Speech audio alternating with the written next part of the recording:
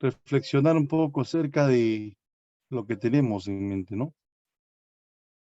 Ok. Bien, ahora sí vamos a compartir nuestra diapositiva. Ya.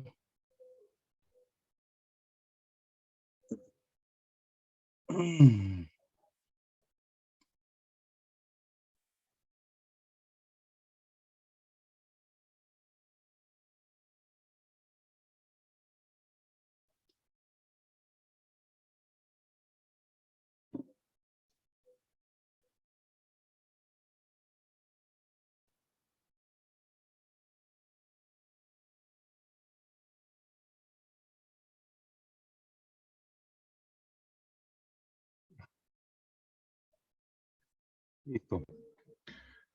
A ver, te comento lo siguiente, ¿ya?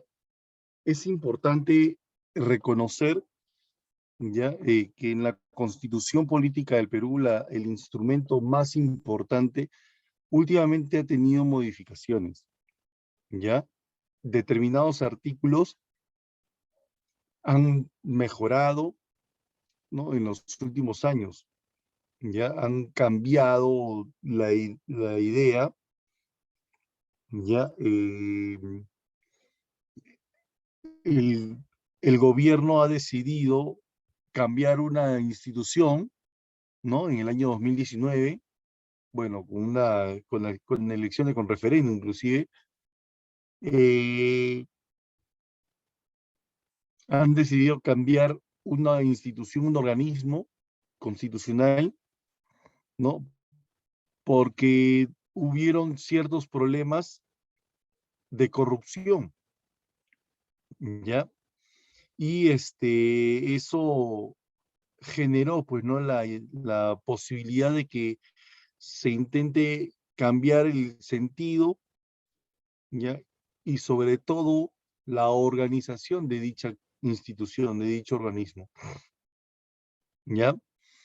También, además, ha ido cambiando artículos de uno de los poderes del Estado, ¿no es cierto? Y eso ha traído ciertas repercusiones que los gobiernos subsiguientes van a tratar de sanear. Incluso este año se modificó un artículo, ¿no? A ver, si ustedes han estado al tanto de todo, ¿cuál es el artículo que ha sido modificado este año? A ver, este año, ¿cuál es el artículo que ha sido modificado? A ver, ¿quién lo puede decir? A ver, ¿quién me puede decir cuál es el artículo que ha sido modificado este año? ¿Mm? ¿Alguien de ustedes lo sabe?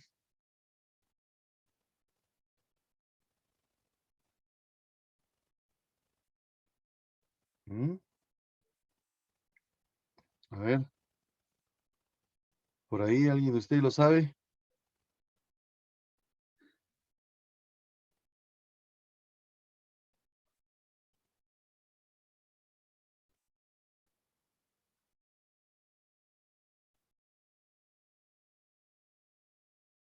¿Aló?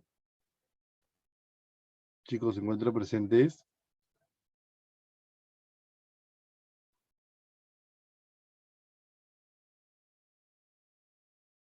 A ver, ¿no lo saben? Ya. El artículo número 93 de la Constitución Política del Perú, artículo que determinaba la inmunidad parlamentaria, eso ha sido anulada, ¿no? Ya cambiaron la idea de que los congresistas no deben gozar de inmunidad parlamentaria. Ahora sí pueden ser denunciados por el Poder Judicial, ¿ya? Em, entonces, así ha habido una modificatoria y eso lo vamos a analizar el día de hoy también, ya en la mañana y en la tarde también, pues, ¿no? Tenemos algo que mostrar, ¿ya? A ver, entonces, de esa forma, pues, no reconocemos la actividad principal del día de hoy.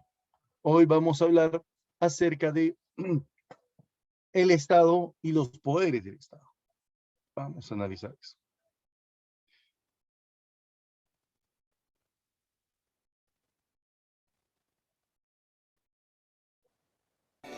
Las sociedades humanas siempre se han organizado políticamente. En los tiempos modernos ha primado la institución de un Estado para la convivencia pacífica y la defensa de sus ciudadanos. Pero primero, hablemos de qué se entiende por Estado.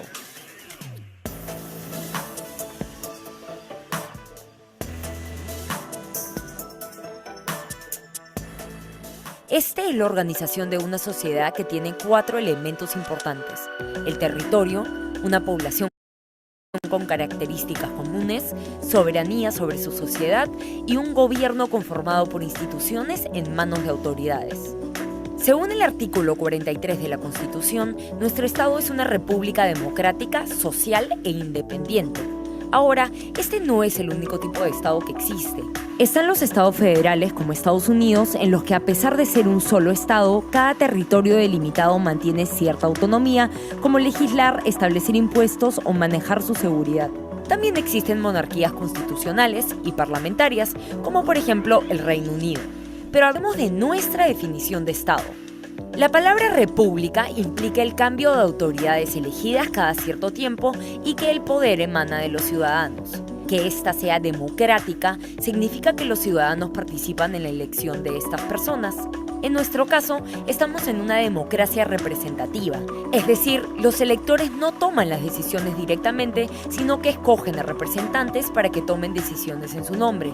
A cambio, los elegidos tienen la obligación de respetar la ley, los derechos humanos y las libertades que permiten mantener nuestro sistema político. Es decir, no pueden hacer lo que les plazca ni romper las reglas de juego. De hecho, esta es la característica principal para ser considerado un Estado de derecho. Cuando hablamos de un Estado soberano e independiente, significa que dentro del territorio peruano no hay nivel más alto de poder y a nivel internacional tampoco estamos subordinados a ningún otro Estado. En el Perú, el poder no se concentra en una sola institución. Siguiendo el principio de separación de poderes, concepto desarrollado en el siglo XVIII por el filósofo conocido como Montesquieu, contamos con el poder ejecutivo, legislativo y judicial para realizar las distintas tareas necesarias para mantener al Estado.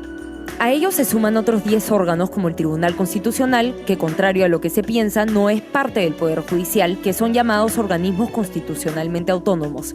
Estos funcionan con completa independencia de los poderes mencionados. Además, tenemos a los gobiernos regionales y locales que tienen autonomía para resolver asuntos dentro de su competencia. Esta división es muy importante, pues a pesar de que el presidente es considerado el jefe de Estado, los distintos poderes intentan lograr un equilibrio contrapesando las responsabilidades y obligaciones de cada uno. Sin un monopolio de poder, podemos evitar situaciones autoritarias que no respeten los derechos que nuestra Constitución defiende. Pero hablemos un poco de cada una de estas instituciones. En esencia, el Poder Ejecutivo, encabezado por el presidente, planifica y ejecuta las políticas de desarrollo a nivel nacional. Para esto, cuenta con la presidencia del Consejo de Ministros y otros 18 ministerios que se concentran en temas específicos, como por ejemplo educación o salud. Como contrapeso legislativo, es quien se encarga de reglamentar las leyes emitidas. Además, puede observarlas si es que no está de acuerdo con lo aprobado. Por otro lado, el Poder Legislativo, como su nombre lo indica, tiene como fin principal debatir y aprobar las leyes. Sin embargo, también ejerce control político sobre las demás autoridades. Por ejemplo, tiene que aprobar al Consejo de Ministros propuesto por el Ejecutivo. Asimismo, pueden abrir investigaciones a autoridades, incluyendo a los jueces, y sancionarlos si es que consideran que ha habido una infracción. Finalmente, el Poder Judicial es el encargado de administrar justicia y es a quien acudimos cuando la buscamos. Así, se encarga de que todos, ciudadanos y autoridades estatales, cumplan con las leyes vigentes. Pero, ¿para qué existe todo esto? Nuestra Constitución, texto legislativo de mayor jerarquía, asume como fin del Estado la defensa de la persona y el respeto de su dignidad. Así, pone al individuo y su libertad como el centro de toda decisión. Pero esto no sería posible sin algo llamado legitimidad. La legitimidad es, en términos simples, la aceptación y reconocimiento de los ciudadanos hacia sus leyes y su autoridad. Así, el Estado justifica su actuar en el poder otorgado y reconocido por la ciudadanía. Ahora, la Constitución no solo habla de la persona o delimita los poderes, también tiene un capítulo dedicado al régimen económico de nuestro país. Si quieres saber más sobre la relación entre estas reglas de juego y la economía, no te pierdas nuestro siguiente video.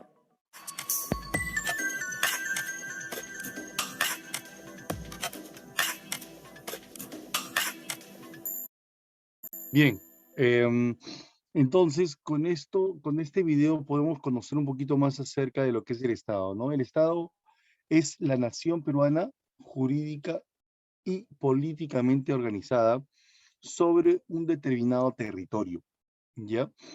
Si bien es cierto, a veces la población en la edad antigua se reunía, bueno, un grupo de personas, compartían ciertos recursos, vivencias, experiencias. La población se iba acumulando, se iba acoplando cada vez más, iban separando sus espacios, cada uno empezaba a determinar su lugar, ¿ya? Y luego de a poco se iban organizando, ¿no? Para que pudieran, ¿no? Cumplir con ciertos objetivos, ¿ya?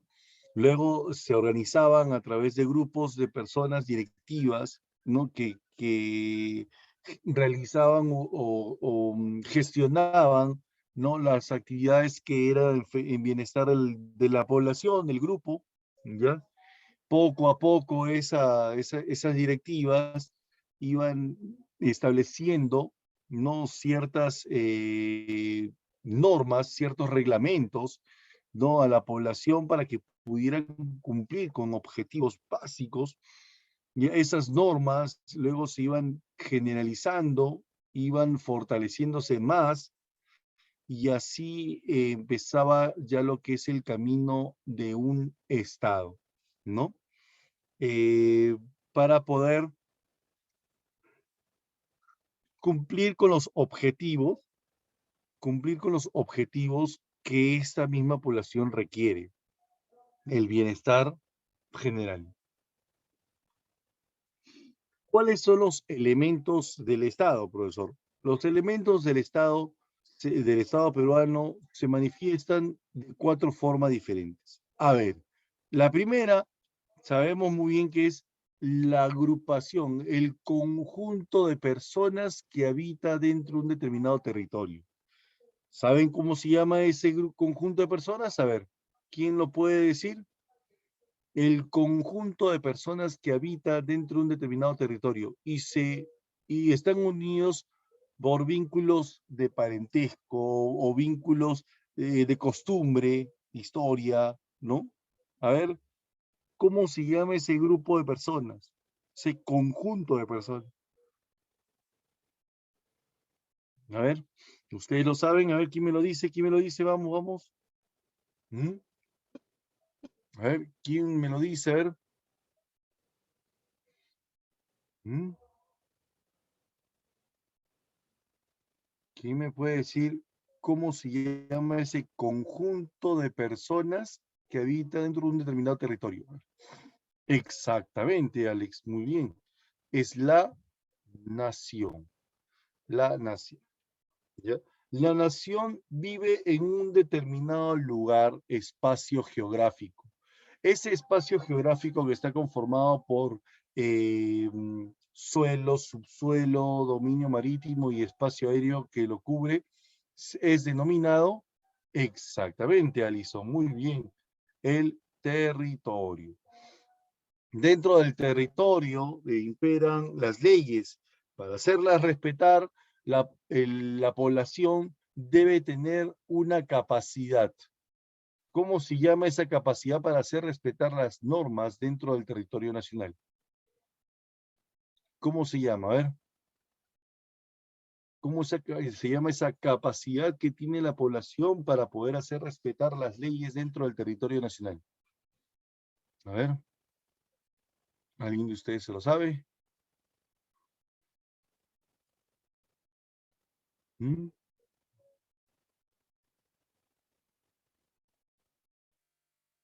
¿Nadie? ¿Nadie me lo puede decir todavía? A ver. Los derechos, no.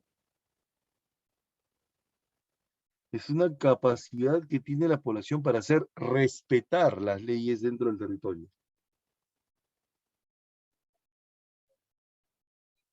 A eso se le llama soberanía. Soberanía.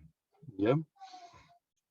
Y bueno, todo esto, la de la soberanía, el territorio y la nación, está regido y está determinado dentro de una organización, ¿no es cierto?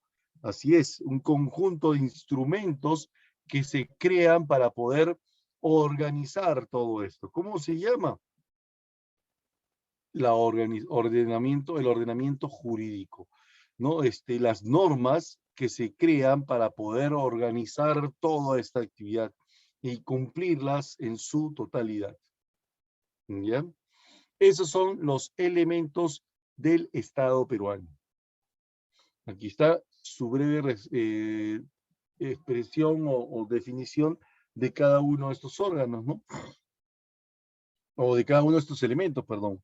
El conjunto de habitantes que reside dentro del territorio nacional, la nación, lo podemos identificar básicamente en el artículo 52, ¿no? El artículo 52 de nuestra Constitución Política. El territorio es inalienable e inviolable, ¿ya? Okay. Comprende el suelo, subsuelo, dominio marítimo y espacio aéreo, ¿no? El espacio geográfico. Nosotros lo vamos a encontrar en el artículo 54 de la Constitución Política. La soberanía, la potestad que tiene el Estado para hacer que dentro de su territorio imperen las leyes y las decisiones de su gobierno se llama soberanía. Nosotros lo vamos a encontrar en el artículo 46 de la Constitución Política del Perú. ¿Ya? 45 y 46, para ser más específicos, ¿no? Ah, y también en el artículo 54 también, ¿no? Vamos a encontrar, ¿ya? La organización jurídica. Cuando hablamos de la organización jurídica, ¿no? Estamos hablando del conjunto de leyes, o el ordenamiento jurídico, ¿no? El conjunto de leyes que regula la organización y el funcionamiento del Estado y de la sociedad. Y en primer lugar, dentro de nuestro ordenamiento jurídico está la norma más importante de todas, que es la Constitución Política del Perú. ¿Ya? En el artículo 44 de la Constitución Política del Perú, nosotros vamos a encontrar los deberes del Estado peruano. ¿Ya? ¿Y cuáles son los deberes, profesor? Los deberes del Estado peruano son, ¿no?, el defender la soberanía nacional, garantizar la plena vigencia de los derechos humanos, proteger a la población de las amenazas contra su seguridad, promover el bienestar general que se fundamenta en la justicia, establecer y ejecutar la política de fronteras y promover la integración particularmente latinoamericana. ¿Ya? Ahí están los deberes del Estado peruano. Han habido variedades de preguntas, ¿no?, que han tenido que ver con este artículo. Así que te recomiendo tenerlo siempre en cuenta, los deberes del Estado peruano. Sobre todo y de manera principal en estas últimas etapas que han estado viniendo 2 o 3 preguntas. Una vino en el examen de la San Marcos, ¿ya? Esa la de proteger la población de las amenazas contra su seguridad, ¿no? En el año 2019 también vino una pregunta acerca también de este deber, cuando se inició el tema de la pandemia, pues. Ya, vino una pregunta en examen de admisión el año pasado en la Universidad Nacional Mayor de San Marcos que nos hablaba acerca de el deber del Estado de proteger a la población, ¿no? Muy bien. En la estructura del Estado peruano nosotros lo vamos a encontrar ya a partir del artículo número 43. Desde el artículo número 43 de la Constitución Política del Perú, donde decía que la República del Perú es democrática, social, independiente y soberana. Su Estado es uno e indivisible. Su gobierno es unitario, representativo, descentralizado y se organiza bajo el principio de la separación de poderes. ¿Cuáles son esos poderes, profesor? El poder legislativo, el poder ejecutivo y el poder judicial. Ahora, también dentro de la estructura del Estado peruano figura los órganos constitucionales autónomos y los gobiernos regionales y locales para poder complementar el funcionamiento del gobierno, ¿ya? Del Estado, ¿no? ¿Ok? Eso es lo que indica el artículo número 43 de la Constitución Política del Perú. En el artículo 44 nos habla acerca de los deberes del Estado, ¿ya? Y en el artículo 45 habla acerca del poder del Estado que emana del pueblo. La soberanía, prácticamente la soberanía, ¿no? ¿Ya? Es bueno siempre leer la Constitución Política del Perú. Ya también en el artículo 46 nos habla acerca del derecho de insurgencia, ¿se acuerdan? ¿No? Les recuerdo para que ustedes puedan coger la Constitución, bájense la Constitución, léanla. Lean la Constitución, chicos, porque es muy importante analizarla, ¿ya? Aquí nosotros vamos a hablar un poquito acerca del Estado de Derecho, uno de los temas que se han ido tergiversando últimamente en nuestro país. ¿De qué trata? En un video anterior hablamos sobre cómo la Constitución define nuestro Estado. Todas las decisiones que toma esta entidad nos afectan directa o indirectamente. Uno de los aspectos en los que nos puede afectar es el económico. Por ejemplo, cuando los impuestos suben, afecta la distribución del ingreso de cada ciudadano. Cuando el Estado impone un sueldo mínimo, la proyección de cuánto gastará un empresario por sus empleados cambia. Ejemplos como estos hay muchos. Ahora, cada una de estas decisiones deben estar dentro de un marco legal que las permita. Es decir, las reglas de juego existen y no deben romperse. Y, si se rompen, deben existir consecuencias o un mecanismo que no permita que el sistema se quiebre. Así, hay un ambiente de predictibilidad y, por ende, de estabilidad que nos beneficia a todos. A eso le llamamos el Estado de Derecho, por si acaso. Lo anterior está relacionado con el concepto Rule of Law o Estado de Derecho. Según Kofi Annan, exsecretario de la ONU, este es el principio de gobernanza mediante el cual todos estamos sometidos a las leyes publicadas y estas no pueden cambiarse fuera de lo permitido.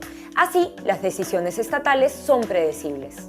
Ahora, este marco legal debe respetar los derechos fundamentales y la libertad que la Constitución defiende.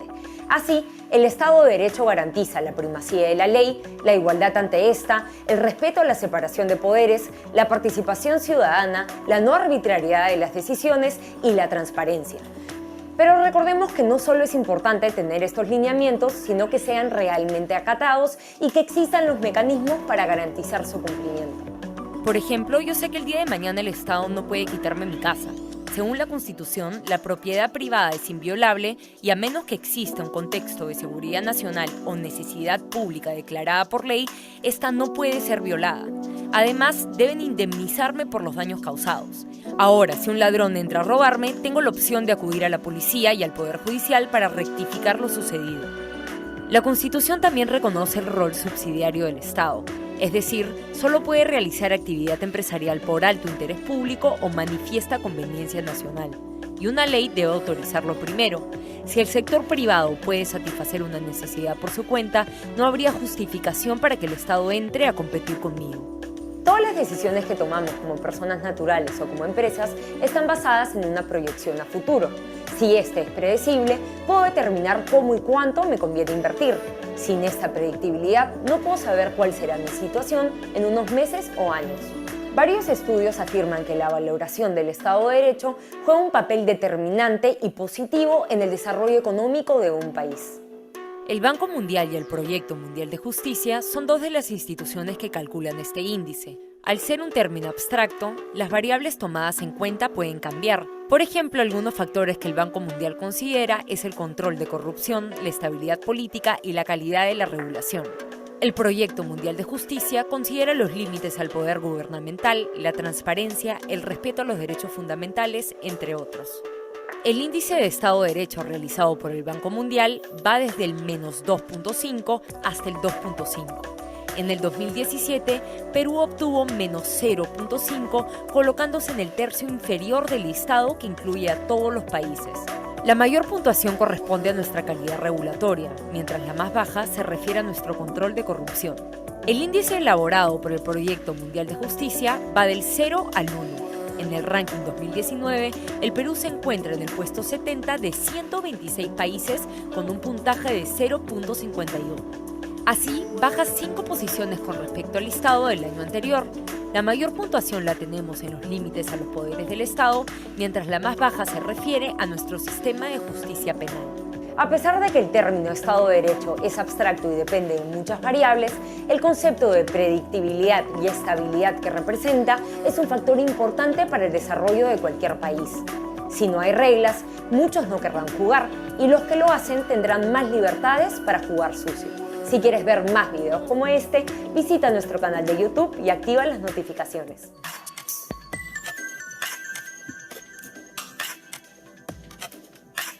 Entonces ya con esto conocemos un poquito acerca de lo que significa el Estado de Derecho, ¿no? Que se ha estado hablando hace poco, ¿no? Bueno, este año y un poquito el año pasado también se ha estado hablando bastante acerca de las dificultades que tenemos en la libertad, ¿no? En la libertad de poder expresar las ideas, ¿no? El Estado de Derecho, ¿no? ¿Ya? Ahora vamos a analizar el siguiente punto. Ya dejamos de lado el Estado, teoría del Estado. Ahora vamos a hablar de cada uno de los poderes del Estado. Pero lo vamos a hacer a este mismo ritmo para que podamos captar todo el tema en sí, porque hoy día vamos a hablar de todos los poderes del Estado, el poder legislativo, el ejecutivo y el judicial. Así que, pero vamos viendo los videos y vamos poniendo en claro lo que quiere decir la Constitución Política del Perú. Esta nos habla acerca del poder legislativo. Veamos.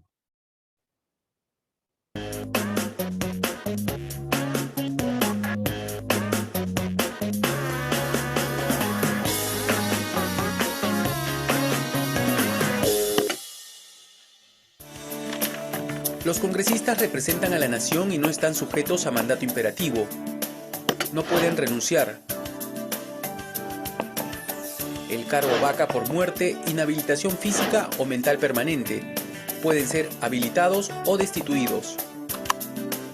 Los parlamentarios no pueden ser procesados ni presos sin previa autorización del Congreso desde que son elegidos hasta un mes después de haber cesado sus... Ahí sí estamos en cambio, ¿no? Ya esa es la que no pueden ser procesados ni presos, ya no, ya lo anularon eso, ¿no? Y poquito hay que cambiar nada más esta parte del video, ¿no? Funciones, excepto por delito flagrante. Sin embargo, la inmunidad parlamentaria no los protege de los procesos penales iniciados antes de ser elegidos o de las denuncias por delito común en su contra. Los congresistas no responden ante autoridad ni órgano jurisdiccional alguno por sus opiniones o votos emitidos en el ejercicio de sus funciones.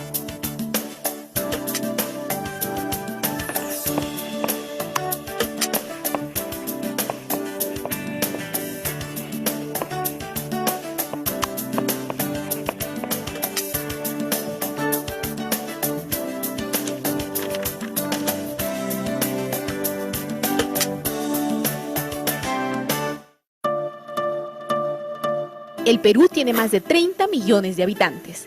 Cada peruano y peruana tiene diferentes intereses y necesidades, pero si todos queremos ser escuchados al mismo tiempo, no es posible llegar a ningún acuerdo. Por eso, en democracia los ciudadanos elegimos a otros ciudadanos como nuestros representantes. Entre esos elegidos están los congresistas. ¿Qué puede y debe hacer un congresista por ti? Los congresistas deben comunicarse con la población para conocer sus demandas y necesidades. Deben dar leyes que beneficien a la región, al país y a todas las personas. Perdón. Oh my God. Los congresistas no responden ante autoridad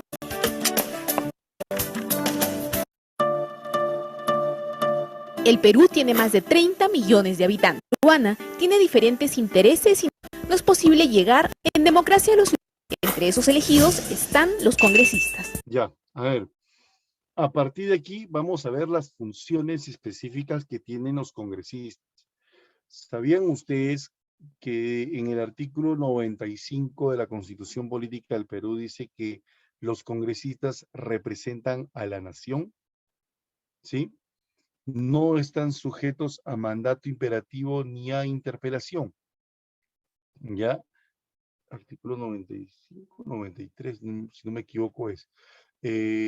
Pero ellos dicen que su cargo es irrenunciable, pero justamente dicen, representan a la nación. Al representar a la nación, cumplen con estos objetivos. Escúchenlo bien, ¿eh? ¿Qué puede y debe hacer un congresista por ti?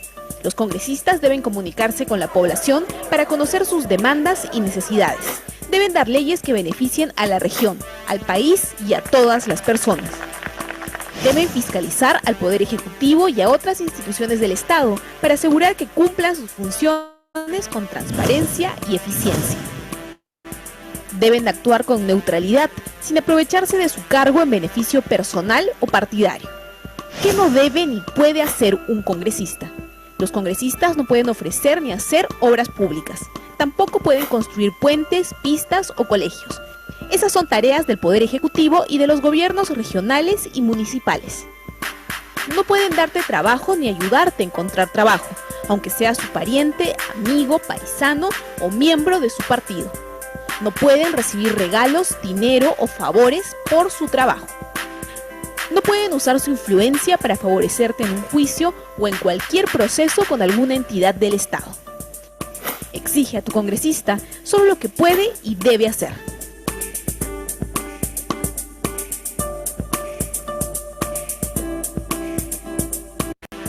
Como te estaba diciendo justo lo último, dice, ellos no pueden contratar, ¿ya?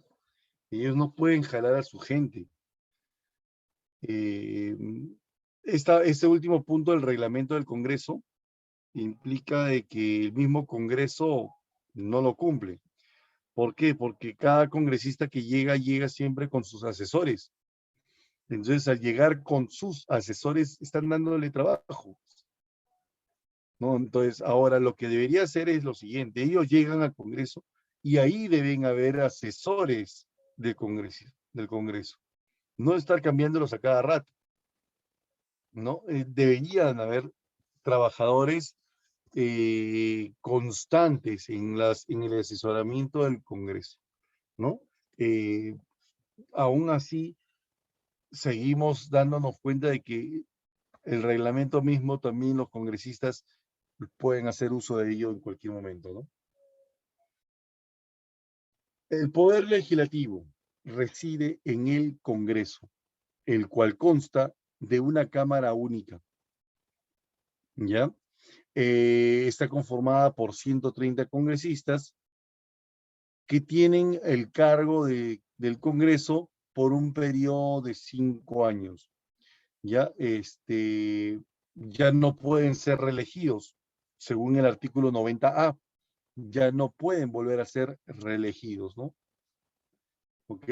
Es el órgano representativo de la nación y está encargado de realizar las funciones legislativas y de control político.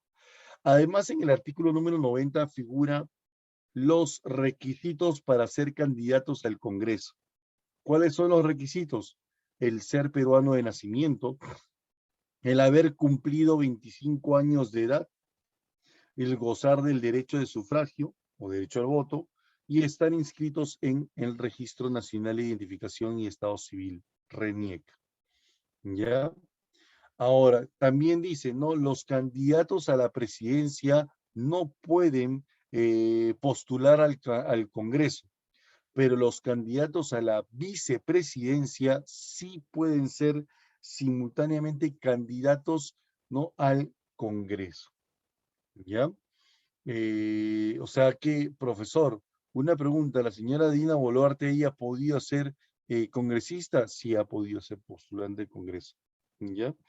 Entonces, Es lo que nosotros reconocemos en el caso.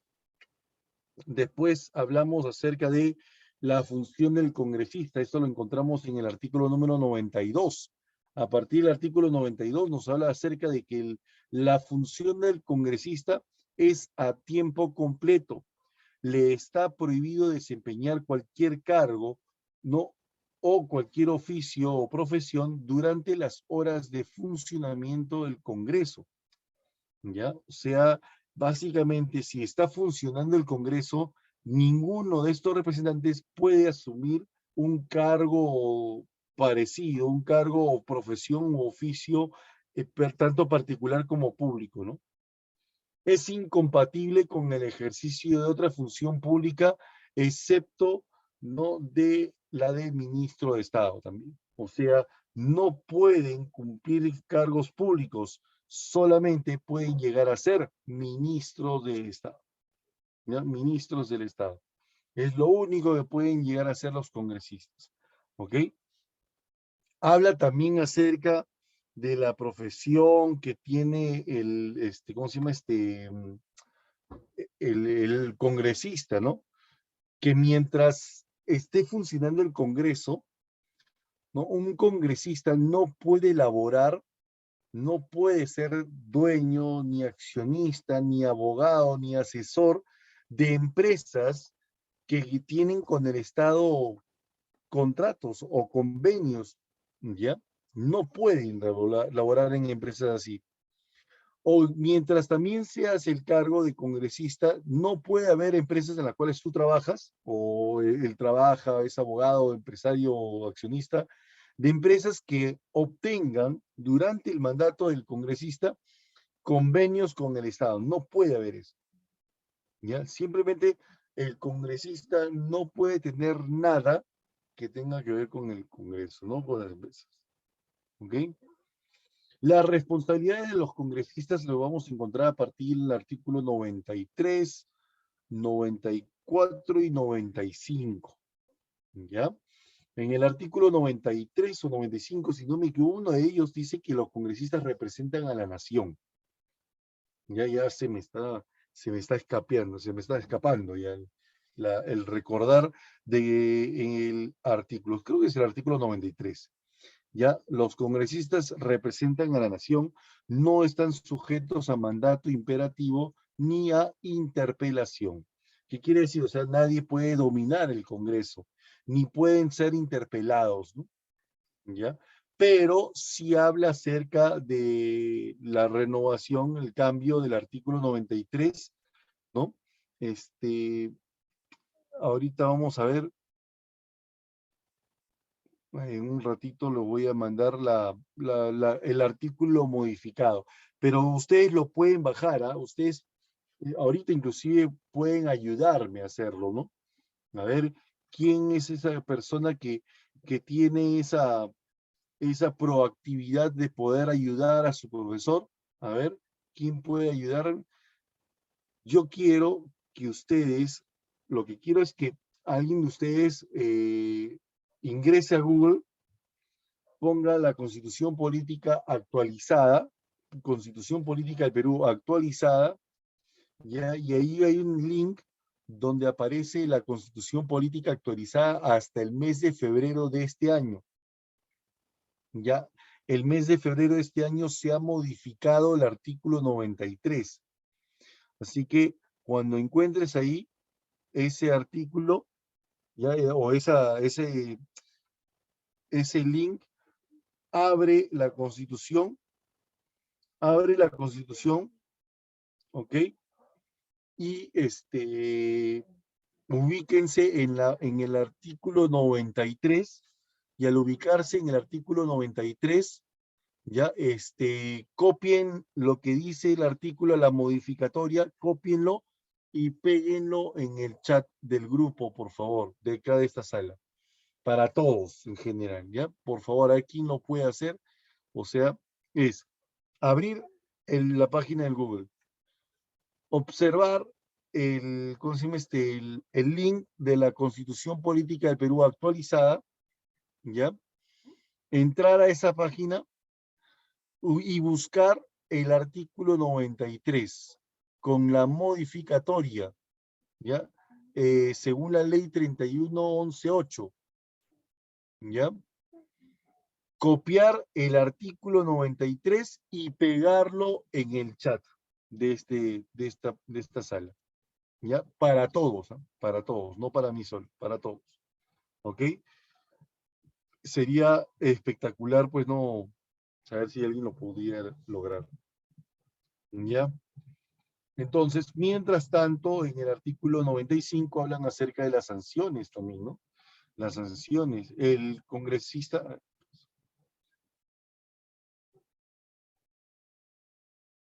Claro, sí, pero hay una parte anterior que nos habla acerca de mientras eres congresista, no, la sanción o la denuncia la puede ejercer la Corte Suprema de Justicia, ¿no? ¿Ok?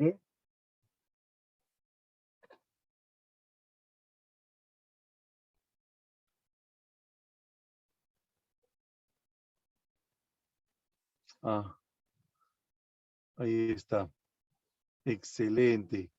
El procesamiento por la comisión de delitos comunes imputados a congresistas de la República durante el ejercicio de su mandato es de competencia de la Corte Suprema de Justicia. En caso de comisión de delitos antes de asumir el mandato, es competente el juez penal ordinario. Excelente, Alex. Lo máximo, te pasaste. Muchas gracias. Muchas gracias. Ahí está. Esa es la parte modificada del artículo. Así que tengan en cuenta. ¿Ya? Es importante recordar estas definiciones, ¿ya? ¿Por qué? Uno, porque ya vino una pregunta de esas en la presa en Marcos y porque suelen o pueden utilizar siempre las modificatorias en el examen de admisión. O sea, puede llegar a esa pregunta, ¿no? Una pregunta parecida, ¿no? ¿Ya? Así que hay que tener en cuenta siempre ese artículo, ¿ya? El periodo parlamentario, la instalación de un nuevo periodo, un nuevo congreso. Por ejemplo, este año se instaló un nuevo congreso con un nuevo congreso, ¿no? Con una duración ordinaria de 5 años, ¿ya? O sea, el periodo parlamentario de los congresistas es de 5 años, periodo de mandato. Ahora, se dividen en 3 tipos de sesiones, ¿ya? Eso se divide en 3 tipos de sesiones. El periodo anual de sesiones es un periodo ordinario en la cual el Congreso siempre debe estar activo, ¿ya? Este periodo ordinario empieza, ¿no? De la siguiente manera, o el periodo anual, ¿no? El, el periodo anual de sesiones empieza de la siguiente manera.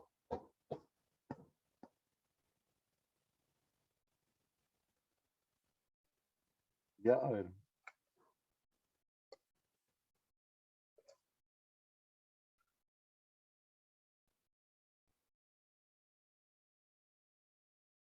Ahora, cuando hablamos del periodo anual, empieza el 27 de julio de un año, por ejemplo, este año el Congreso se instaló el 27 de julio, ¿ya? Y su periodo anual durará hasta el 26 de julio del próximo año, ¿ya? Ahora, es importante destacar también lo siguiente, que durante el periodo anual el Congreso siempre tiene que estar activo, ¿ya? Y en segundo lugar, que durante el periodo anual de sesiones hay un presidente del Congreso. O sea, el presidente del Congreso gobierna el Congreso de la República por un año congresal, ¿ya? O sea, la doctora María del Carmen Alba, ¿no? Es presidente del Congreso y su labor ha empezado el 27 de julio de este año y finalizará el 26 de julio del siguiente año, fecha en la cual se realizará las siguientes elecciones, ¿no?, dentro del Congreso para nombrar al siguiente presidente del Congreso de la República por otro año más. ¿Ya? Entonces, ese es el periodo anual. Ahora, el periodo anual se divide en dos periodos ordinarios. Los periodos ordinarios de sesiones son legislaturas en las cuales los congresistas están obligados a reunirse en pleno. ¿Ya? ¿Cuándo o cómo se manifiestan las fechas? Mira, el primer periodo ordinario empieza el 27 de julio y finalizará el 15 de diciembre de este año. ¿Ya? Fecha en la cual los congresistas, el pleno del Congreso se tiene que reunir, o por obligación. A partir del 15 de diciembre hasta el 1 de marzo del siguiente año, el Congreso entra en receso parlamentario. ¿Qué quiere decir receso parlamentario? Periodo de descanso del pleno del Congreso, más no de la comisión permanente. ¿Por qué? Porque hay una comisión especial que se tiene que reunir durante el receso parlamentario. Pero esa comisión especial está conformada por los mismos congresistas, profesor, ¿no es cierto? Así es, exactamente. O sea, el 25% de los congresistas se reúnen en el Congreso como comisión permanente. ¿Ya? Eso solamente durante el receso parlamentario. Luego viene nuevamente el pleno del Congreso el 1 de marzo y laboran hasta el 15 de junio. Recién el 15 de junio entran a un segundo receso parlamentario. ¿Ya? Con otra comisión permanente. Otra, no la misma de la anterior, no. Otra comisión permanente la van renovando constantemente, ¿no? Ahí van cambiando constantemente las comisiones, ¿no? Ahora, profesor, o sea que justo, mira, qué interesante las fechas, ¿no? Así es. Mira, periodo de 15 de diciembre al 1 de marzo es periodo de vacaciones de verano, ¿no? Y el 15 de junio, el 26 de julio, vacaciones de invierno, ¿no? Pero en cierta forma, ¿no? Esas vacaciones de invierno duran poco, así que están al tanto siempre del nuevo gobierno, ¿no? ¿Ya? Ahora, durante el receso parlamentario solamente, claro, cuando hay un periodo ordinario también, solamente en casos especiales, puede ser convocada el periodo de sesiones extraordinaria, solamente para casos excepcionales, de suma urgencia, y es convocada principalmente por el presidente de la República, principalmente, porque también puede ser convocado por el presidente del Congreso de la República en caso de guerra, ¿no? En caso de guerra también podría ser, ¿no? Entonces, esto es lo que nosotros debemos de considerar en los periodos parlamentarios. Aquí está la línea de tiempo, ¿ya? Y en breve te voy a colocar el enunciado, ¿no? Aquí está. Lo que significa cada uno de estos periodos, ¿no? ¿Ya? Los periodos extraordinarios duran máximo 15 días, ¿ah? Duran máximo 15 días, ¿ya? Y se puede realizar en cualquier parte, en cualquier época, en cualquier momento de los recesos parlamentarios, ¿ya?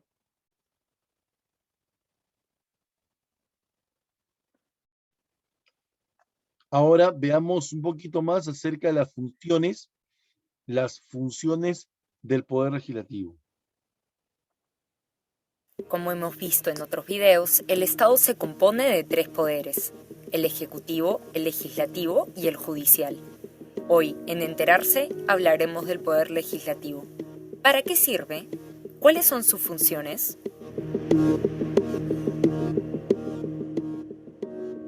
El Poder Legislativo, como su nombre lo sugiere, tiene la función de legislar, es decir, propone, debate y aprueba gran parte de las leyes que conformarán el sistema normativo de nuestro país. Sin embargo, esta no es su única función. El Poder Legislativo también fiscaliza. En otras palabras, puede iniciar investigaciones sobre cualquier asunto considerado de interés público. Esto también incluye ejercer control político sobre autoridades estatales. Por ejemplo, dar la confianza al Consejo de Ministros o investigar funcionarios cuando han actuado incorrectamente en el ejercicio de sus funciones. Finalmente, también tiene ciertas funciones especiales como designar al Contralor General, elegir al Defensor del Pueblo o escoger a los miembros del Tribunal Constitucional. Para lograr estas funciones, el Poder Legislativo está compuesto de una sola Cámara, el Congreso, con 130 representantes que llamamos congresistas. Veamos un poco sobre cada uno de ellos. Los congresistas representan a la nación y no están sujetos a mandato imperativo, es decir, el poder del escaño es suyo y no responden a órdenes de nadie. El cargo es irrenunciable y a tiempo completo.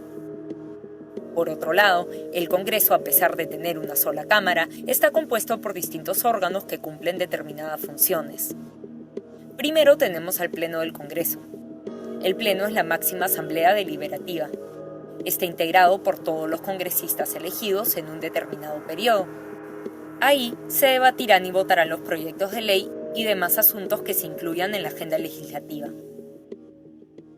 El presidente del Congreso, congresista que representa al Poder Legislativo, presidirá tanto el Pleno como la mesa directiva y la comisión permanente. La mesa directiva, conformada por el presidente del Congreso y 3 vicepresidentes, se encargará de la dirección administrativa del Congreso y guiará los debates que se realizan en el Pleno, la comisión permanente y el Consejo Directivo. El Consejo Directivo, formado por los miembros de la mesa directiva, más representantes de los diferentes grupos parlamentarios, llamados directivos portavoces, realizan las coordinaciones necesarias para el funcionamiento del Congreso. Por ejemplo, aprueban el presupuesto del Congreso antes de que se debata en el Pleno y aprueban la agenda de cada una de sus sesiones.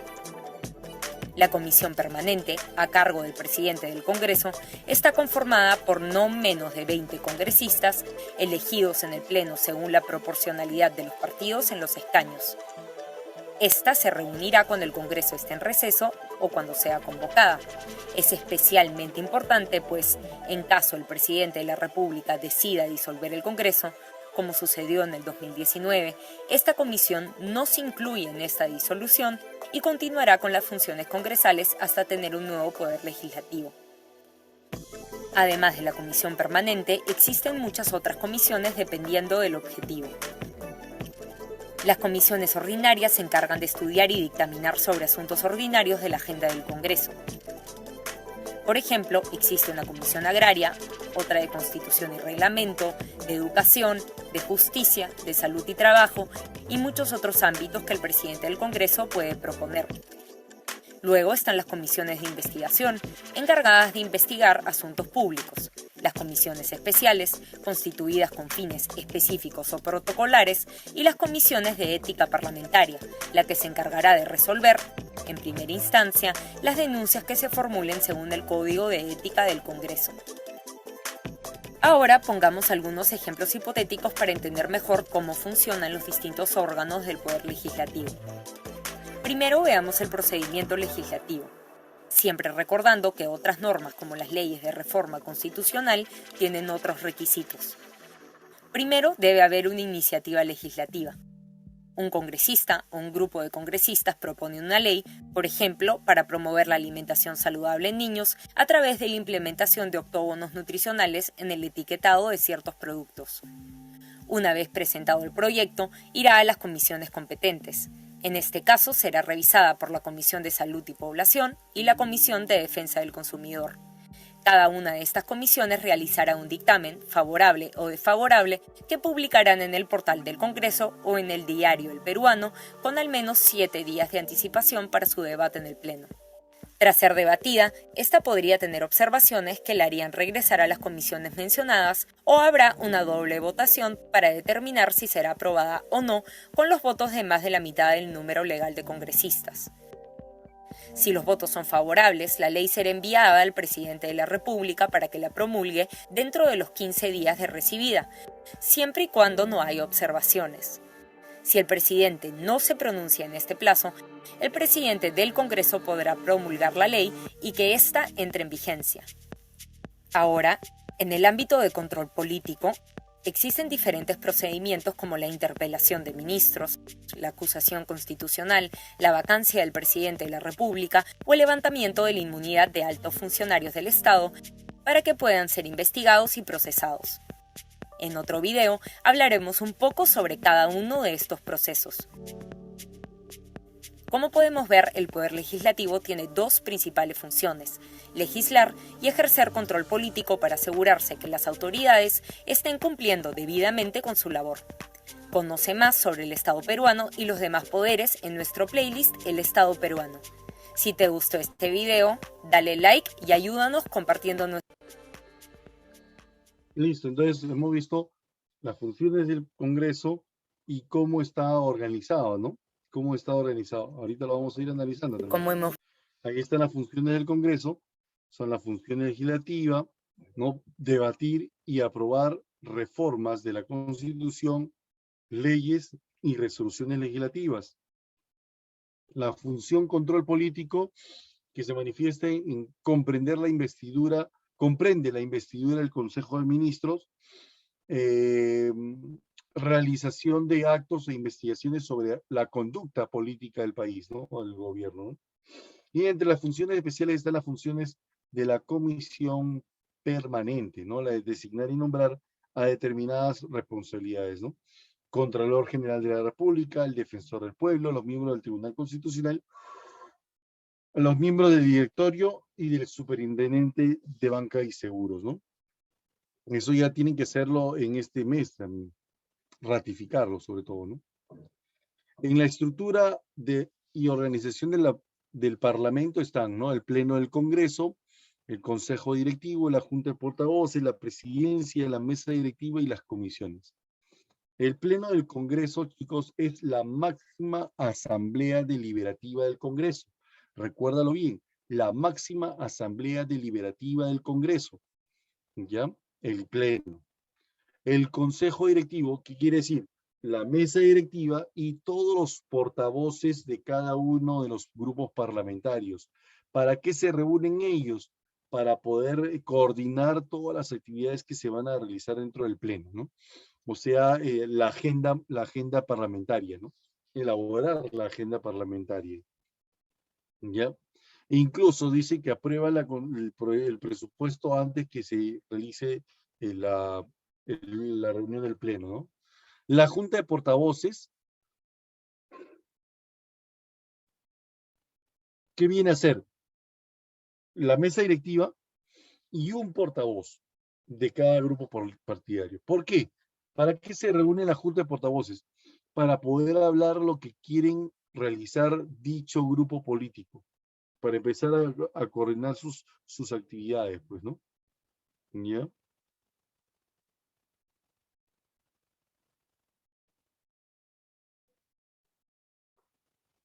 La presidencia, el que preside las sesiones del Pleno del Congreso, la Comisión Permanente y de la Mesa Directiva. ¿Ya? La Mesa Directiva, que está conformada por el presidente del Congreso y 3 vicepresidentes. Y las comisiones, que son los grupos de trabajos especializados. ¿Ya?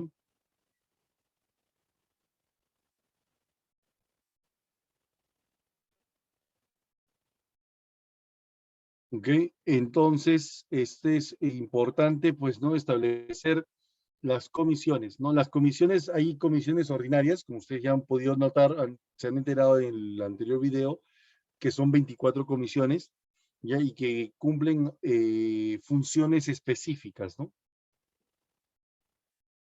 La comisión permanente es un grupo de congresistas que se reúnen cuando hay receso parlamentario, ¿no? Son elegidos por el mismo Congreso y ahí ellos no exceden del 25% del número legal de congresistas, ¿no? O sea, son máximo 32 congresistas, incluido la mesa directiva, claro está, ¿no? Aquí están las atribuciones de los congresistas, ¿no? Dar leyes y resoluciones legislativas, velar por el respeto a la Constitución y las leyes, aprobar los tratados internacionales, aprueba el presupuesto y la cuenta general de la República, autoriza empréstitos, ejerce el derecho de amnistía, entre otros tipos de funciones que tiene que realizar el Congreso de la República. ¿Ya? Ahora ya dejamos de lado un rato el Poder Legislativo para poder hablar del Poder Ejecutivo. Veamos. En un video anterior hablamos sobre los tres poderes del Estado peruano: el Poder Ejecutivo, el Legislativo y el Judicial. Cada uno tiene una función determinada para continuar girando la rueda del aparato estatal. Hoy hablaremos del Poder Ejecutivo. ¿Para qué sirve? ¿Cuáles son sus funciones?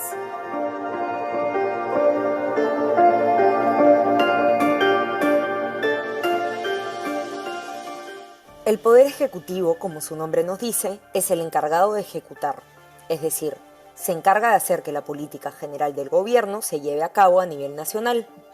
¿Cómo lo hacen? Primero, a través de normativas como decretos legislativos, decretos de urgencia, decretos supremos o resoluciones supremas. Los decretos supremos reglamentan leyes aprobadas por el Congreso o regulan la actividad de un sector determinado. Las resoluciones supremas son decisiones específicas de cada sector o ministerio, como explicaremos más adelante. A través de los decretos legislativos se pueden crear leyes sobre una materia específica que al Congreso le permita. Por último, en los decretos de urgencia encontramos medidas temporales en materia económica y financiera con carácter de urgencia. Para cualquiera de las decisiones anteriores necesitamos del presidente de la República. El presidente de la República, que elegimos cada 5 años, es considerado jefe de Estado, representa al país, jefe de gobierno, dirige la política gubernamental y comandante en jefe de las Fuerzas Armadas. Sin su firma, ninguno de los decretos ni resoluciones mencionados serían válidos. Sin embargo, el presidente por su cuenta tampoco puede hacer lo que le plazca. Estas decisiones incluyen a sus ministros. Los ministros, cargos considerados de confianza para el presidente de la República, son la mano derecha del presidente para poder llevar a cabo la política establecida por el gobierno. Cada ministro tiene a cargo un ministerio. Aparte de la presidencia del Consejo de Ministros, hay 18 ministerios: Agricultura y Riego, Defensa, Economía y Finanzas, Educación, Salud, Transportes y Comunicaciones, entre otros según el sector. Estos ministerios, para poder cumplir sus objetivos, también se valen de otras entidades, por ejemplo, la SUNEDU dentro del sector educación o la Policía Nacional del Perú en el Ministerio del Interior. Ahora, como ya vimos, el presidente de la República, de la mano con el presidente del Consejo de Ministros, coordinan con los distintos sectores, es decir, los ministros, para poder planear, ejecutar y supervisar las políticas de gobierno que se hayan establecido. Pongamos un ejemplo hipotético y, de hecho, mucho más simple de lo que sucede en realidad. El plan de gobierno del presidente Juan López es aumentar la cobertura de agua y saneamiento en Lima en un 10%. Esto, en parte, es responsabilidad del Ministerio de Vivienda, Construcción y Saneamiento. Para lograrlo, el organismo de formalización de la propiedad informal, COFOPRI, adscrito a esta cartera, deberá formalizar terrenos sin título para poder incluirlos en el plan de cobertura. También crean el programa Agua para Todos, adscrito al mismo ministerio, para gestionar proyectos de agua y saneamiento en la capital. Para esto necesitará coordinar con Sedapal, una empresa pública también bajo el Ministerio de Vivienda, para ejecutar los proyectos de agua y saneamiento necesarios. A su vez, Sedapal será supervisada por la SUNAS, Superintendencia Nacional de Servicio y Saneamiento, entidad de la Presidencia del Consejo de Ministros, en caso que ocurra alguna irregularidad. Así, se coordinan distintas medidas entre los ministerios y sus entidades para poder lograr algún objetivo propuesto en la política general de gobierno. En este ejemplo, el proveer el servicio público de agua y saneamiento. El Poder Ejecutivo también se encarga de reglamentar ciertas normas emitidas por el Congreso. Pongamos otro ejemplo hipotético. El Congreso aprueba una ley para investigar, producir y comercializar cannabis medicinal. Ahora corresponderá al Ejecutivo reglamentar esta ley. Así, deberá coordinar, por ejemplo, con el Ministerio de Salud para decidir cómo se podrá conseguir una licencia para producir estos productos, con el Ministerio de Agricultura y Riego para establecer el procedimiento de control de importación de semillas o con el Ministerio de Educación para establecer estándares para las universidades que quieran hacer estudios con cannabis medicinal. Es decir, en ese reglamento se definirán las reglas específicas para que esa ley pueda llevarse a cabo. Finalmente, el presidente promulga todas las leyes aprobadas por el Congreso. De hecho, tiene la potestad de observarlas si considera que el Congreso debe volver a revisarlas. Salvo algunas excepciones que explicaremos en otro video sobre el Congreso, una vez que la ley es aprobada por el presidente, se publica en el diario El Peruano y recién puede entrar en vigencia. En simple, el Poder Ejecutivo ejecuta las políticas públicas propuestas por el gobierno o normas emitidas por el Congreso. De la mano de sus ministros, podrá coordinar con los distintos sectores y poderes para lograr aplicar y supervisar estos planes de acción.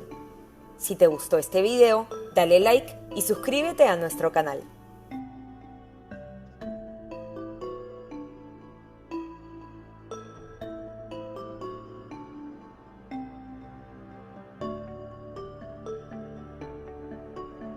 Muy bien, entonces, con esto hemos analizado cómo es el funcionamiento del Poder Ejecutivo. Y como ya venían diciéndolo anteriormente, ¿no?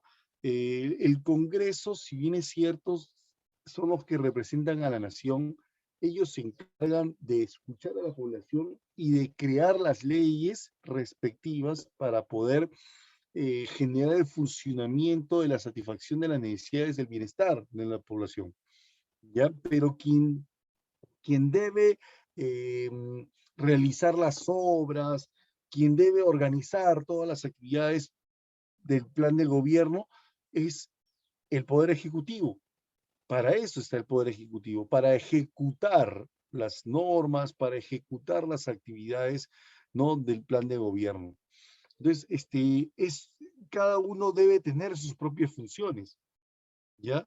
Los congresistas deben abocarse a su labor, ¿no? Como dice, zapateros tus zapatos, ¿no? ¿No? Entonces, es importante, pues, no reconocer ello. El Poder Ejecutivo es el órgano encargado ¿de qué? De dirigir y ejecutar la marcha política del país, ¿ya? Actualmente está siendo gobernado por,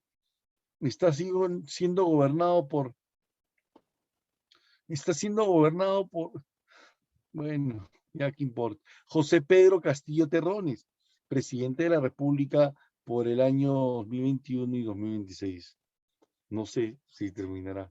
Ya, entonces, porque estamos con últimamente una costumbre de vacancias y vacancias y vacancias, que ahora una congresista, la congresista Chirinos, ha presentado la moción de vacancia en la presidencia de la República. Vamos a ver qué sucede en lo posterior, ¿no? El Poder Ejecutivo está conformado por estos dos órganos, la Presidencia de la República y el Consejo de Ministros. ¿Ya? A partir del artículo 110 de la Constitución Política del Perú, vamos a encontrar a la Presidencia de la República. En este caso, como dice, ¿no?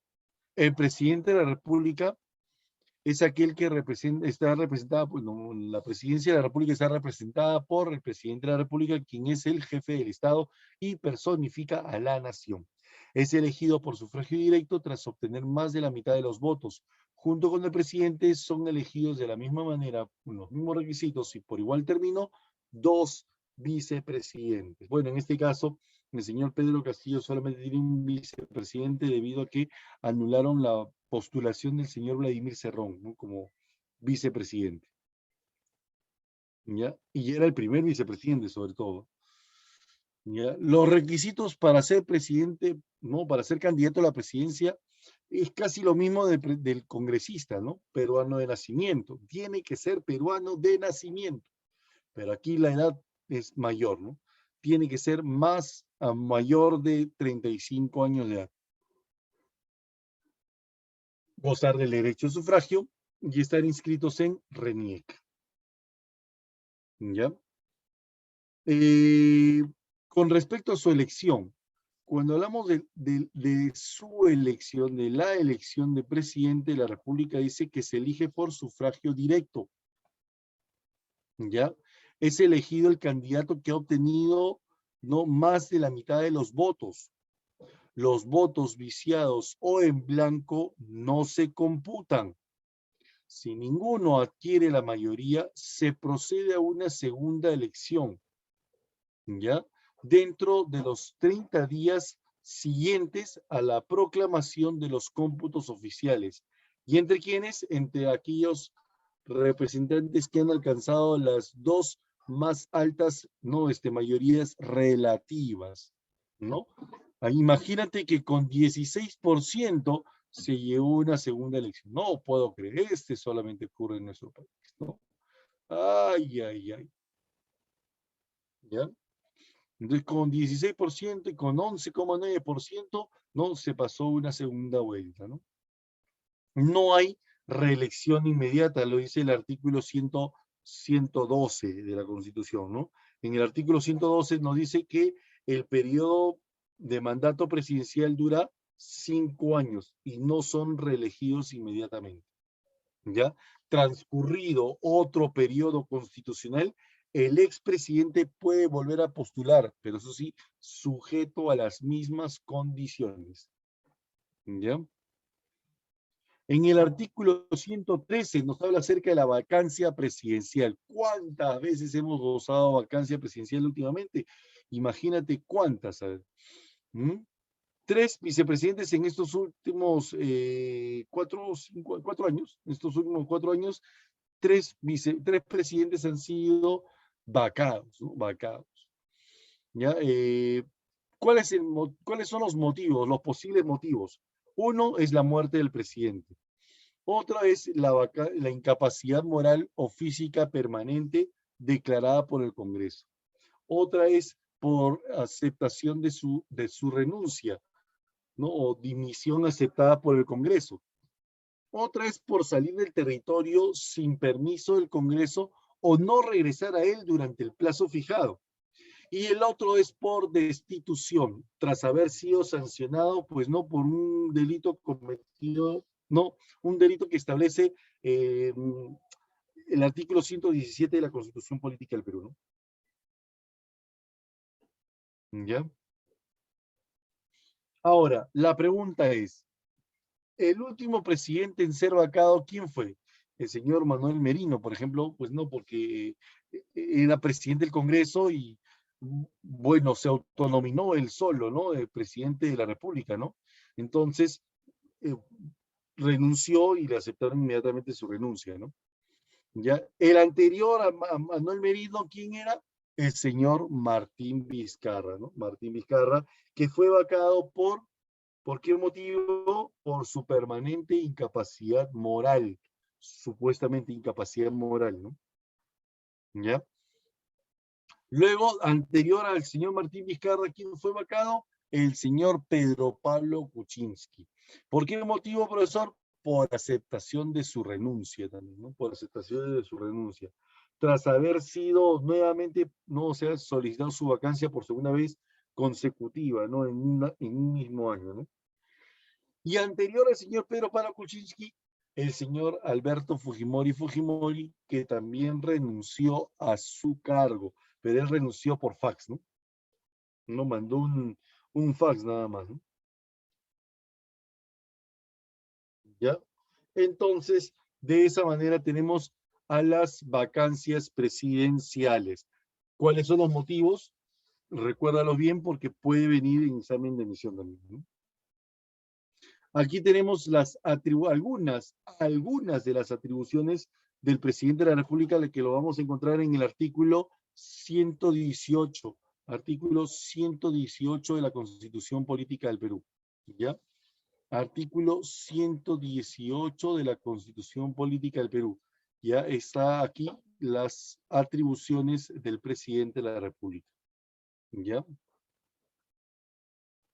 Lee el artículo 118, 118, lee los artículos para que puedas estar enterados, para que puedan estar enterados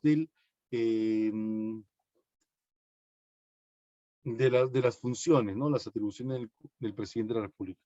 Luego, en el artículo 119 nos habla acerca del Consejo de Ministros, ¿ya? El Consejo de Ministros. ¿Ok? Dicen que es un organismo integral conformado por todos los ministros reunidos.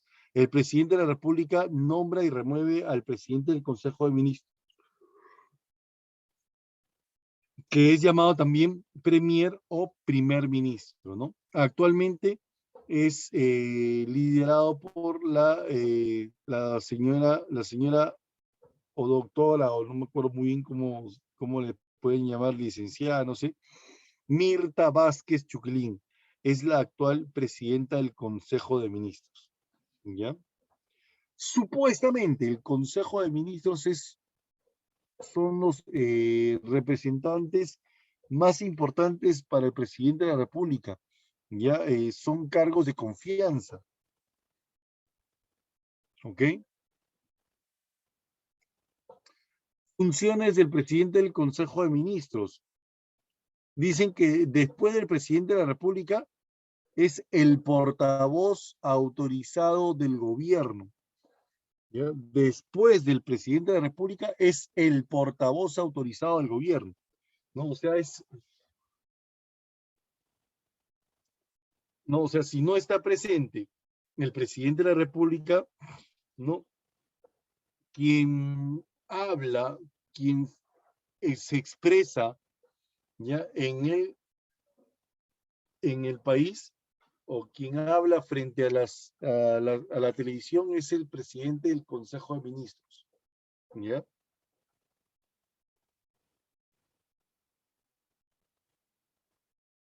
Entonces, eso encontramos ahí, ¿no? Ahora, también otra de las funciones es darle coordinar las funciones con los demás ministros y refrendar o firmar, porque es el artículo 120 de la Constitución Política del Perú decía de que son nulos los actos del presidente de la República que carecen de refrendación ministerial, ¿ya?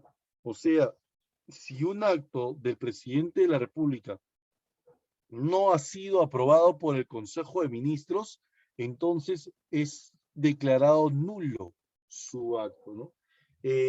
Recuerdo que cuando el presidente Martín Vizcarra disolvió el Congreso de la República, el Congreso de la República lo denunció por conflicto competencial, porque habían indicado de que el presidente de la República no ha declarado disuelto el Congreso sin la aprobación de su Consejo de Ministros, ¿ya? Pero al final lo desmintieron a los congresistas.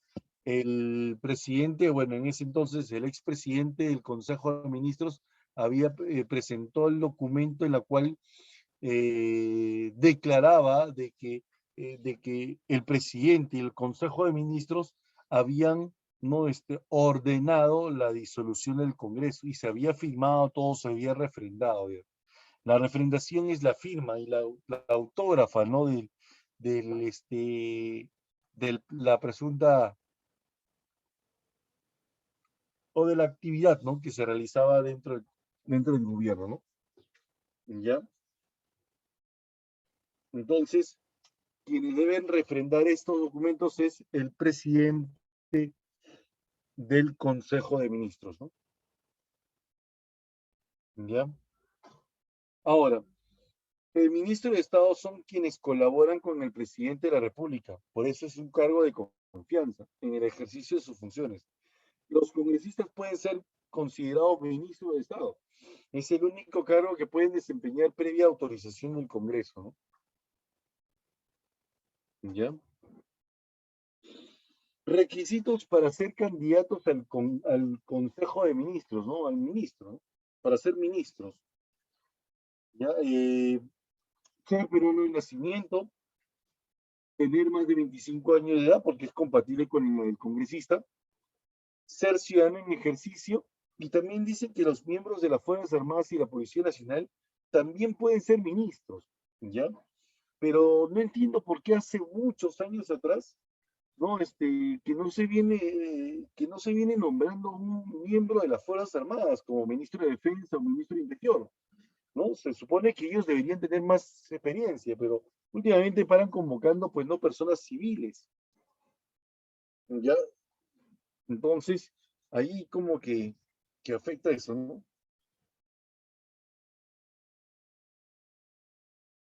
No, todos tienen derecho de sufragio, todos deben tener derecho de sufragio. Claro, no lo estipula entre los requisitos, no lo estipula dentro de los requisitos, pero dice ser ciudadano en ejercicio. Al decir ser ciudadano en ejercicio, ya le entra la obligación del derecho de sufragio, ¿no? Además, acuérdate que los ministros también pueden ser congresistas, y los congresistas sí tienen derecho de sufragio también, ¿no? Entonces, ese es el ser ciudadano en ejercicio, pues, ¿no? Ejercer su ciudadanía. ¿Ya?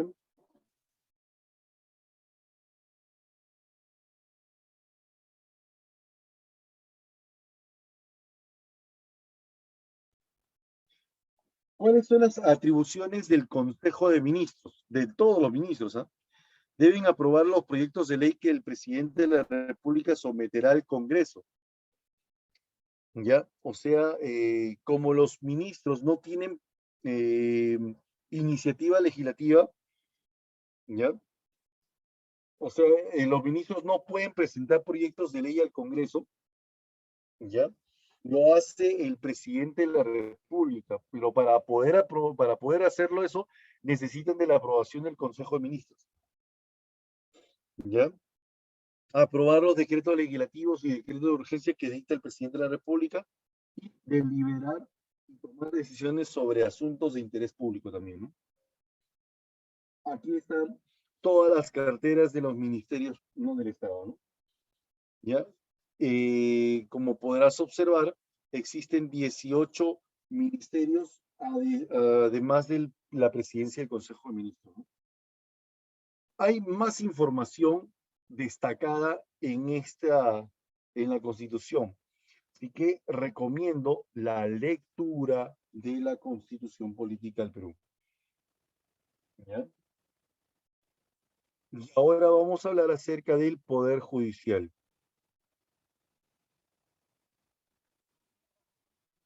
En videos anteriores vimos cómo funciona el poder ejecutivo y el poder legislativo. Hoy hablaremos sobre el tercer poder del Estado, el poder judicial. ¿Cuál es su función? ¿Por qué es importante?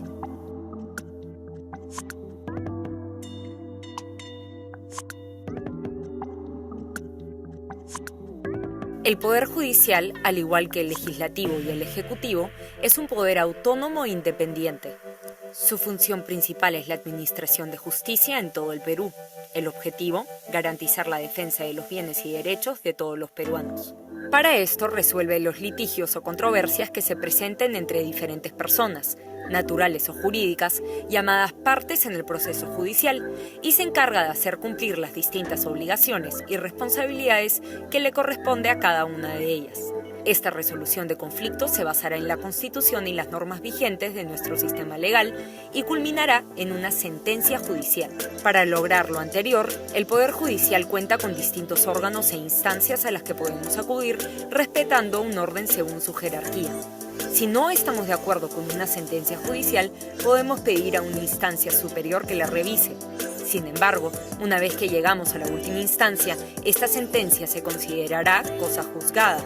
Es decir, ya no caben más pedidos de revisión y se debe acatar lo resuelto. Revisemos cada una de estas instancias. En la base de la pirámide tenemos a los juzgados de paz no letrados. Estos son la unidad más simple y tradicional de impartir justicia. Estos existen en poblados pequeños o alejados que necesitan una autoridad judicial local. Se llaman así pues el juez no tiene que haber estudiado derecho, a diferencia de las otras instancias. Los requisitos para ser juez de paz son tener más de 30 años, ser vecino del lugar, haber completado al menos la primaria, tener una profesión u oficio conocido y conocer, además del castellano, el quechua, aymara o cualquier otra lengua o dialecto que predomine en su localidad. Si no estamos de acuerdo con su decisión, deberemos apelar a un juzgado de paz letrado. En algunas ciudades o poblaciones existen juzgados de paz letrados, a los que podemos acudir a nivel local para resolver conflictos en materia civil, penal, solo faltas, no delitos, y laboral. Asimismo, en caso no haya un notario cerca o este no se encuentre, puede realizar algunas funciones notariales como legalizar una firma. Si no estamos de acuerdo con la decisión de un juzgado de paz, deberemos apelar a los juzgados especializados o mixtos. Los juzgados especializados o mixtos, con competencias en las provincias que la ley les ha asignado, suelen ser la primera instancia a la que podemos acudir si no estamos en poblaciones pequeñas o alejadas como las descritas en los juzgados de paz. Estos pueden recibir casos en materia civil, penal, laboral, agraria, de familia, tránsito y seguridad vial, constitucional y otros que la Corte Suprema considere necesarios. Sus decisiones pueden ser apeladas a las Cortes Superiores. Las Cortes Superiores tienen competencia dentro de sus distritos judiciales. Según las necesidades de cada uno, se crean salas especializadas, solo revisan una determinada materia, o mixtas en asuntos de derecho civil, penal, laboral, agrario o de familia. Para los casos que, por no cumplir con los requisitos, no pueden llegar a la Corte Suprema, la Corte Superior será la última instancia a la que se puede apelar. Es decir, la última a la que podemos pedir que se revise un caso en el que no estamos de acuerdo con la decisión tomada. Finalmente, en la punta de la pirámide del Poder Judicial tenemos a la Corte Suprema. La Corte Suprema tiene jurisdicción en todo el territorio nacional y su presidente es considerado el representante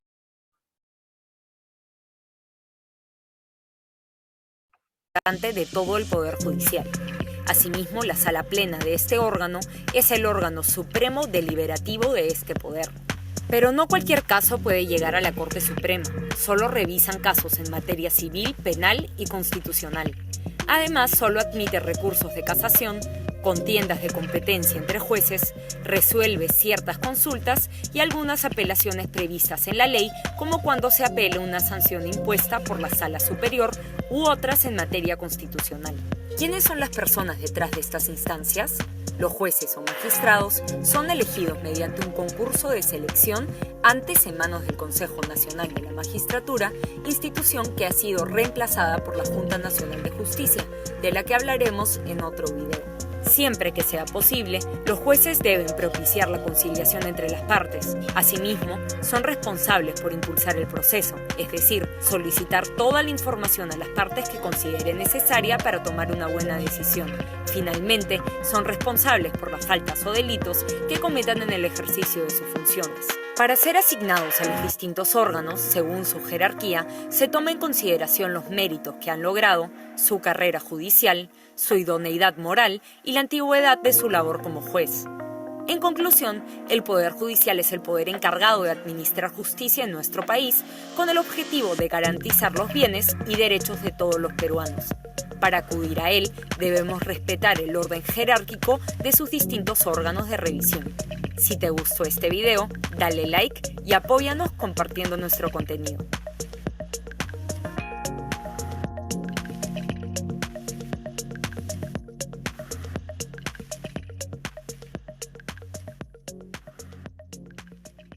Ajá.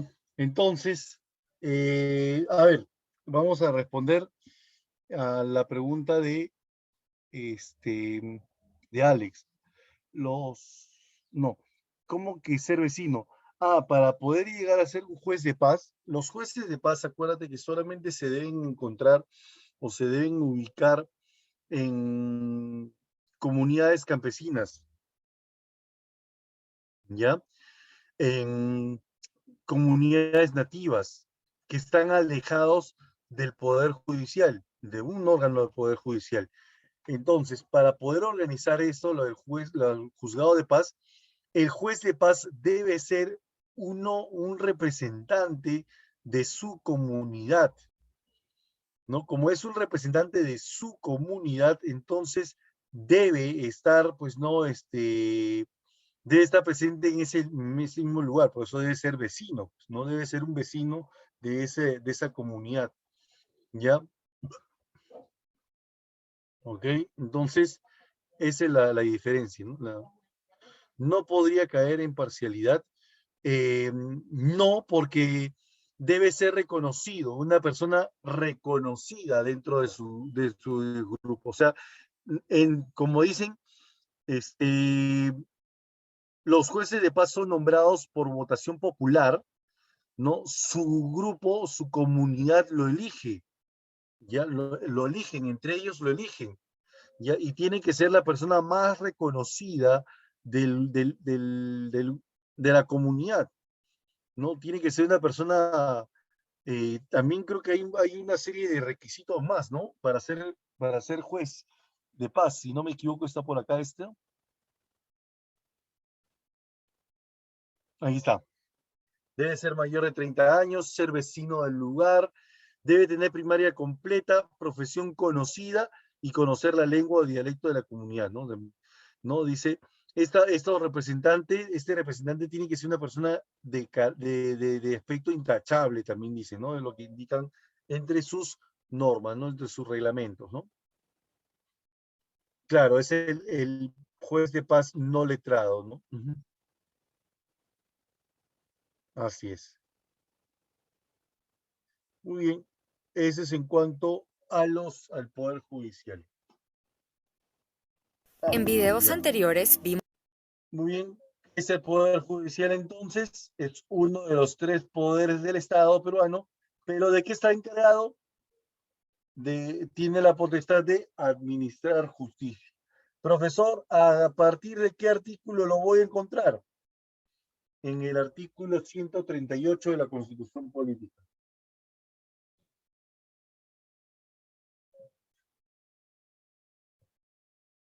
¿Ya? En este artículo voy a encontrar todo lo concerniente al Poder Judicial. ¿Ya? ¿Qué es lo que dice? A ver, la potestad de administrar justicia emana del pueblo y se ejerce por el Poder Judicial a través de sus órganos jerárquicos con arreglo, ¿no?, de la Constitución y de las leyes, ¿no? En el artículo 139 vamos a encontrar todo lo concerniente a los principios y derechos de la función jurisdiccional. Ya, artículo 139. Aquí hay algunos de estos, ¿no? Son un total de 22 principios y derechos de la función jurisdiccional. De ellos solamente he apuntado 12, creo, ¿no? 12 o 13, creo. La unidad y exclusividad de la función jurisdiccional, que es el primer principio de que indica de que no hay poder judicial por delegación, ¿ya? Solamente el poder judicial es único y es exclusivo en su propia función jurisdiccional. No puede haber poder judicial por delegatura. Más, nos habla acerca de la indemnización en la forma en que determine la ley por los errores judiciales también. O sea, si en caso hay un proceso judicial y en el proceso judicial se ha encontrado un error y se ha castigado a una persona de manera injusta, entonces el Estado tiene la obligación de indemnizar a las personas que han sido sacrificadas, ¿no? La independencia en el ejercicio de la función jurisdiccional, ¿no? O sea, nadie puede intervenir en un proceso judicial. El Poder Judicial es independiente en ese aspecto, ¿no? Siguiente. El principio de no dejar de aplicar o administrar justicia, ya sea por vacío de la ley. Para eso ubican siempre el derecho consuetudinario, ¿no? O sea, aplican siempre derechos de costumbre, ¿no? Derechos que son aplicados por costumbre. Como si no se encuentra en la Constitución o en las normas legales, pues siempre aplican el derecho consuetudinario, ¿no? Siguiente. La publicidad en los procesos, salvo disposición contraria de la ley. La publicidad en los procesos, salvo disposición contraria de la ley, ¿ya? O sea, todo proceso de carácter público o en la cual inmiscuyan lo que es los canales o los medios públicos, los medios publicitarios, siempre tienen que ser publicados en la página o siempre tienen que ser, pues, ¿no? Vistos en la televisión, ¿ya? Los que tienen que ver con funcionarios públicos y todo lo demás, no tienen que ser siempre públicos, ¿ya? Por eso es que siempre se ve en la televisión. Hace poco estaba viendo, hay un canal de televisión del Poder Judicial que se llama Justicia TV, ¿ya? Ahí se observan todos los procesos judiciales, pero de carácter público. Ahorita, por ejemplo, sigue el proceso judicial al señor Urresti, ¿no? ¿Ya?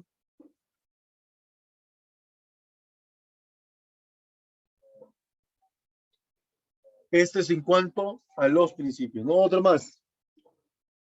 El principio de no ser privado del derecho de defensa en ningún estado del derecho o del proceso, ¿no?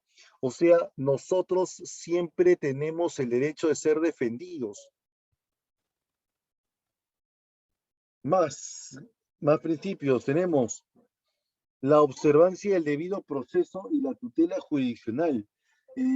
Ustedes vieron en el video acerca de la apelación, ¿ya? Si un proceso judicial se ha declarado sentencia, pero no estoy de acuerdo con la sentencia, puedo yo solicitar, ¿no? Que pueda ser visto por otra entidad, ¿ya? Que pueda ser visto por otro órgano jurídico, ¿no? O sea, un órgano de mayor instancia, ¿no? ¿Ya? La pluralidad de la instancia. Es decir, que existen diferentes tipos de órganos, ¿ya? En este aspecto existen órganos jerárquicos del Poder Judicial, ¿no?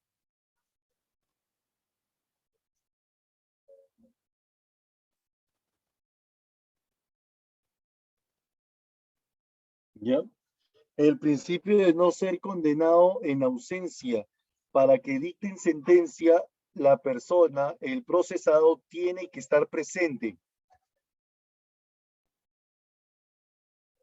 La prohibición de revivir procesos fenecidos por resolución ejecutoriada. O sea, ¿qué pasaría si al momento de dictar sentencia hay certeza? Si existe certeza, el juez puede declarar cosa juzgada, ¿no? Y por ende ya no pueden ser, ¿no? Reiniciados estos procesos, ¿no? Otro más, el principio de no ser penado sin proceso judicial. ¿Qué quiere decir eso, profesor? Que nadie me puede llevar a un penal si no he pasado primero por un proceso judicial. Profe, ¿y existe la prisión preventiva? Claro, pero la prisión preventiva se da una vez iniciado el proceso judicial al procesado. ¿Ya? El principio de la gratuidad de la administración de justicia. Si no tenemos ingresos o dinero para poder contratar a un abogado, pues el Estado me brinda uno. A ellos le llamamos fiscales, ¿no? Los fiscales.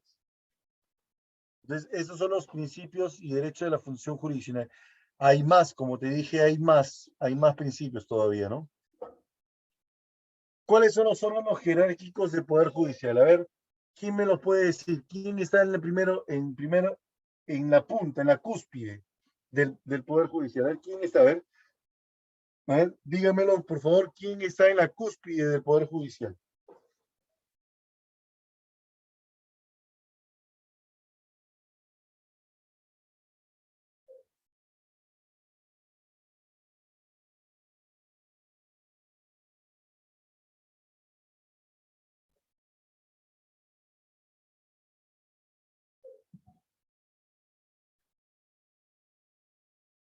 Ajá, muy bien, muy bien.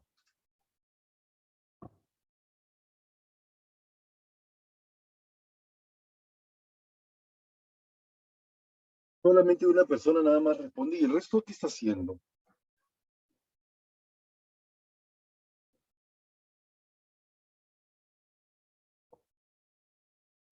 ¿Mm?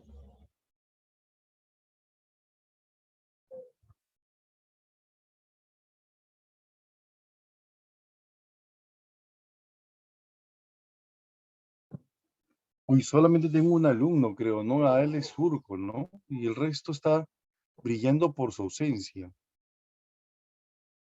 La Corte Suprema de Justicia, ¿ya? Segundo lugar, las Cortes Superiores. Luego vienen los juzgados especializados o mixtos. Ahora sí, hay dos ya, ya van dos ya. Ya despertaste, Camila. Luego vienen los juzgados de paz letrados, ¿ya? Y después viene los juzgados de paz no letrados o juzgados de paz simplemente, ¿no? ¿Ya?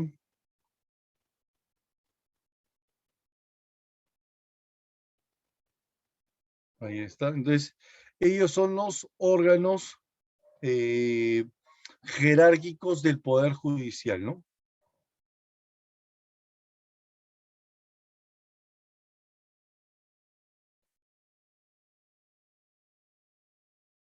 La Corte Suprema de Justicia es el órgano máximo de deliberación del Poder Judicial.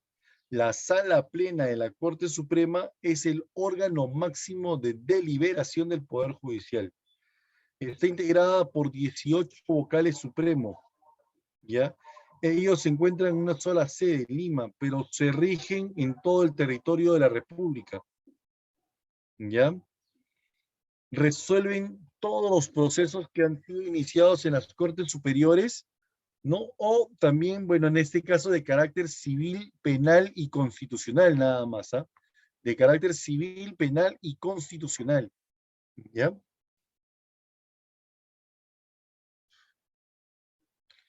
La Corte Suprema de Justicia está conformado por el presidente de la Corte Suprema, que es también el presidente del Poder Judicial, actualmente la doctora Elvia Barros, ¿ya? El vocal jefe de la Oficina de Control de la Magistratura. Tenemos también, ¿no? El vocal consejo los vocales del Consejo Ejecutivo del Poder Judicial y los vocales de las salas jurisdiccionales. Un total de 18 representantes, ¿no? Actualmente es la magíster Elvia Barros Alvarado, ya la presidenta la Corte Suprema de Justicia, ¿no? Del Poder Judicial. Requisitos para ser magistrado de la Corte Suprema se encuentran en el artículo 147, ser peruano de nacimiento, ser ciudadano en ejercicio, ser mayor de 45 años de edad y haber sido magistrado de la Corte Superior o fiscal superior durante 10 años o haber ejercido la abogacía o cátedra universitaria durante 15 años, ¿ya? El presidente de la Corte Suprema lo es también del Poder Judicial. La Sala Plena de la Corte Suprema es el órgano máximo de deliberación del Poder Judicial. ¿Ya? Dice también entre los artículos de la Constitución Política del Perú que la función jurisdiccional es incompatible con cualquier otra actividad pública, ¿ya? Excepto la de la docencia universitaria, ¿no? Fuera del horario, o sea, en un tiempo parcial, ¿no? Los jueces solo reciben las remuneraciones que les asigna el presupuesto y los provenientes de la enseñanza, ¿no? ¿Ya? Las Cortes Superiores, que se encuentran en un distrito judicial, ¿ya? Se encuentra en un distrito judicial nada más. Y existen un total de 32 Cortes Superiores en todo el país, ¿ya? Las Cortes Superiores están conformadas por el presidente de la Corte Superior y dos vocales superiores, agrupados en diversas salas, ¿ya? Cada Corte Superior cuenta con salas especializadas, ¿no? Salas especializadas en el campo de carácter civil, penal, agrario, de familia y laboral, ¿no? ¿Ya? Los jueces especializados se encuentran en la capital de cada provincia, Ya se encuentra en la capital de cada provincia y su competencia es a nivel provincial, pues nada más, ¿no? La Corte Suprema puede crear otros juzgados de distintas especialidades, ¿no? ¿Cuáles son esos órganos especializados? Juzgados civiles, penales, de trabajo laboral, los juzgados agrarios o los juzgados de menores o juzgados de familia, dice, ¿no? De familia también. ¿Ya? Los juzgados de letrados son los que se encuentran en cada distrito, ¿no? En cada distrito del país, y ellos ven, pues, ¿no? Casos de menor cuantía en aspectos civiles, penales y laborales, nada más, ¿no? ¿Ya? Estos son los primeros juzgados en los cuales observan casos, ¿no? Determinantes, ¿no? El juzgado de paz, que no solamente es un juzgado que sanciona, sino también es de conciliación, se extienden sobre diferentes tipos de anexos, comunidades campesinas y nativas, centros poblados, entre otros, en las cuales no haya un juzgado de paz letrado, ¿no? El juez de paz es su representante, no requieren de ser abogados y proviene de elección popular, ¿ya? Eso es en cuanto a los poderes del Estado. Ahora sí,